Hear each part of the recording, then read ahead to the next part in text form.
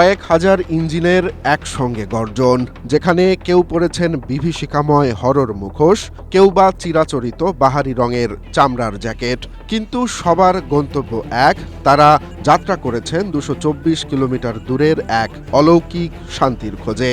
কেবল ৬ জন বন্ধু মিলে যে যাত্রার সূচনা করেছিলেন আজ থেকে ৬৩ বছর আগে, সেই ছোট্ট একটি উদ্যোগ আজ রূপ নিয়েছে লাখো মানুষের মহামিলন মেলায়।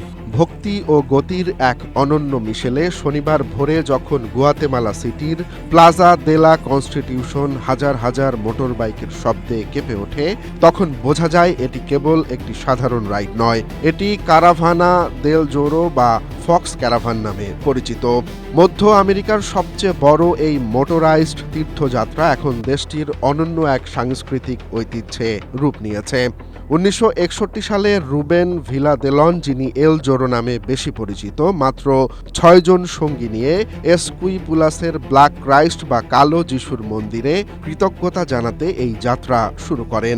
সেই ৬ জন থেকে এবারের ৬৫তম আসরে যোগ দিয়েছেন প্রায় ৮০,০০০ আরোহী। মেক্সিকো সহ পার্শ্ববর্তী বিভিন্ন দেশ থেকেও বাইকাররা এসে যোগ দিয়েছেন এই দীর্ঘ পথে।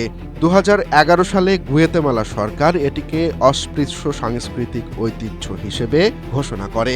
দীর্ঘ এই পথে চালকরা একে অপরকে খাবার ভাগ করে দেয়া ও বিশ্রামের মাধ্যমে ভ্রাতৃত্বের এক অনন্য নজির স্থাপন করেন।